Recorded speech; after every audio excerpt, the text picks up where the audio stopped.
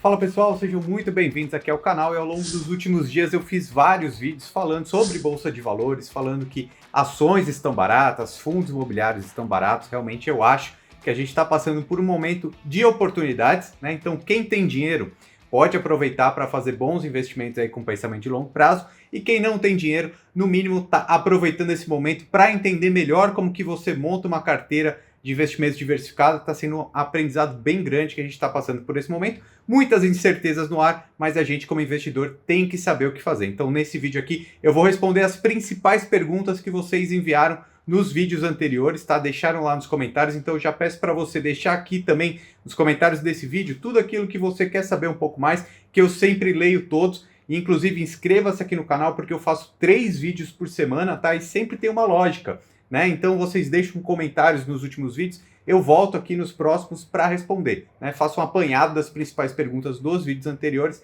e respondo aqui. Então a gente tem essa proximidade, a gente tem essa troca de ideias aqui, tá? Então inscreva-se aqui no canal, comente aqui tudo que você quiser saber e também compartilhe com os seus amigos, tá? Assim o YouTube vai entender que esse conteúdo é relevante e você me ajuda a continuar meu trabalho aqui no YouTube, tá bom? Então, visto esse cenário todo que a gente está passando, a gente vai ter questões sobre fundos imobiliários, muita gente perguntando sobre dólar, proteção de carteira, eu vou falar tudo isso com vocês hoje, mas vamos lá, a primeira pergunta aqui, ó, do Thiago. Ele está perguntando, compensa vender tudo e deixar para comprar quando voltar os números de 2016?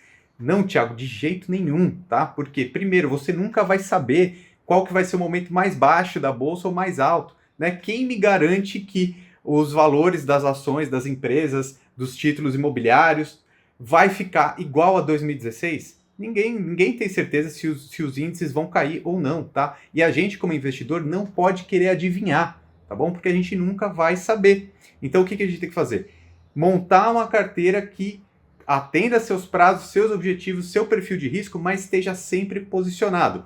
Um pouco na bolsa de valores, em ações, um pouco em fundos imobiliários, um pouco em renda fixa e um pouco em dólar também por causa dessas grandes crises que a gente está passando. Mas daqui a pouco eu falo mais sobre isso. Só que de jeito nenhum você vai vender tudo e esperar tudo estiver lindo para comprar. Até porque, se já tiver tudo muito bom, a economia estiver rodando, os preços já vão estar muito altos, né? A gente viu mesmo claramente que a Bolsa de Valores chegou aos 120 mil pontos aí no começo de 2020 e despencou para quase 60.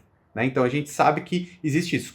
Se você deixar para investir só nos 120 mil pontos, quando tiver tudo muito bonito, redondinho, a chance de você ganhar dinheiro é menor. Né? Por isso você tem que estar sempre posicionado. Até fiz um outro vídeo que eu falei um pouco mais sobre isso, vou deixar aqui em cima para você ver também, beleza? Mas vamos lá para a segunda pergunta agora da Daniela sobre fundos imobiliários. Vale a pena investir em 2 ou mais fundos do mesmo tipo? Então lembrando, né, que os fundos imobiliários eles são divididos por setores, né? Os principais são fundos de shopping, fundos de lajes corporativas, né, que seriam escritórios, fundos de logística e fundos e fundos de papéis. Né? Seriam os grandes setores. O que eu acho? Eu acho que se você tiver um fundo de cada um desses tipos, você está bem diversificado. Né? Se você quiser ter mais do que um de cada setor, você pode até ter, sei lá, uma carteira com 10 fundos. Acho que não tem problema nenhum. Porém, você tem que se perguntar, por que você quer ter 2 ou 3 fundos do mesmo setor?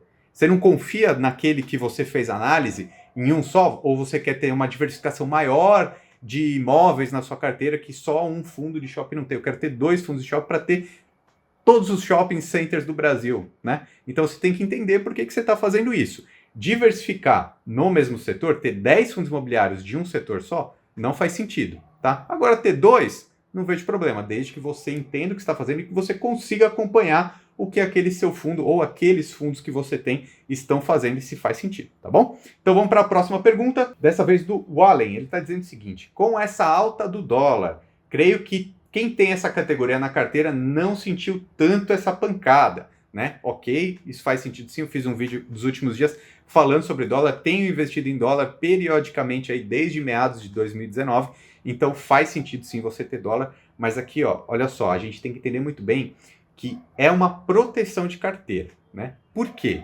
Porque a gente tem que deixar isso bem claro.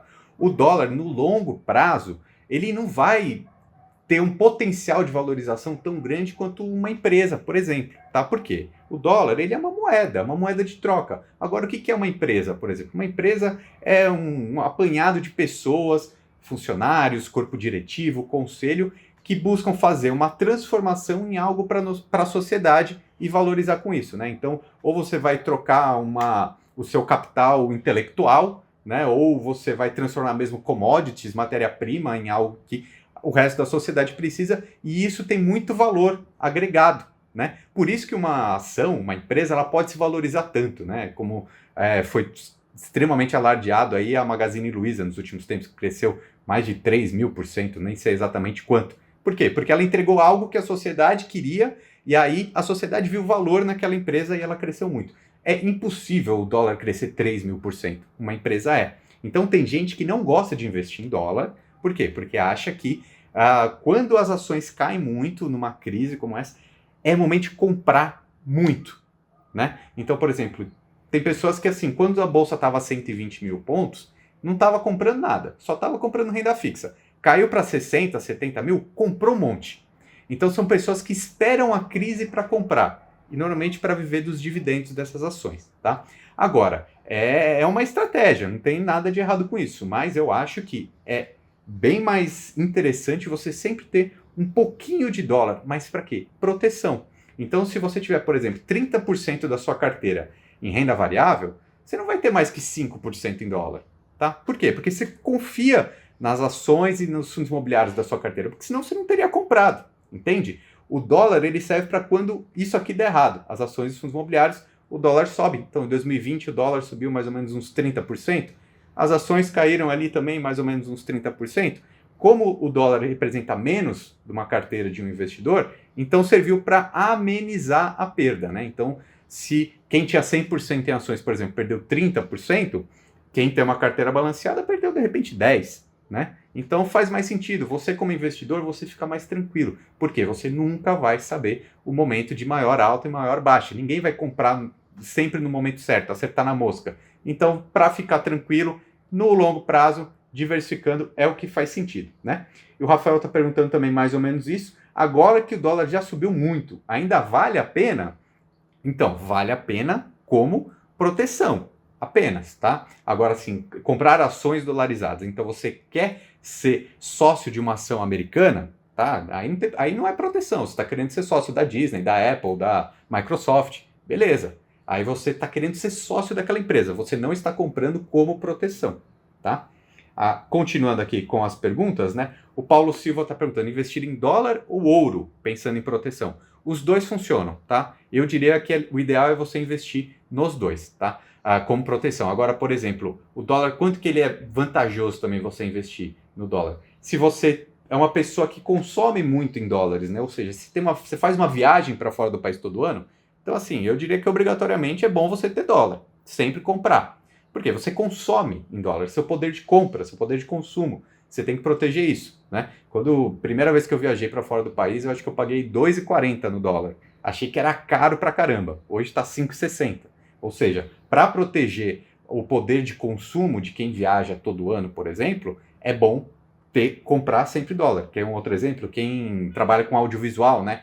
Quem usa uma câmera, um microfone, tudo isso normalmente é importado. Então agora está super caro, mas é um equipamento que um profissional de audiovisual precisa. Então quem é editor de vídeo, que faz gravação, etc., é bom sempre comprar um pouquinho de dólar também para proteger o seu consumo, tá? Agora o ouro, para o investidor, o ouro ele funciona como um hedge, né, uma proteção universal. É que aqui no Brasil a gente tem essa proteção dessa moeda maior que é o dólar. Agora um americano, por exemplo, se ele quer se proteger, ele vai só no ouro.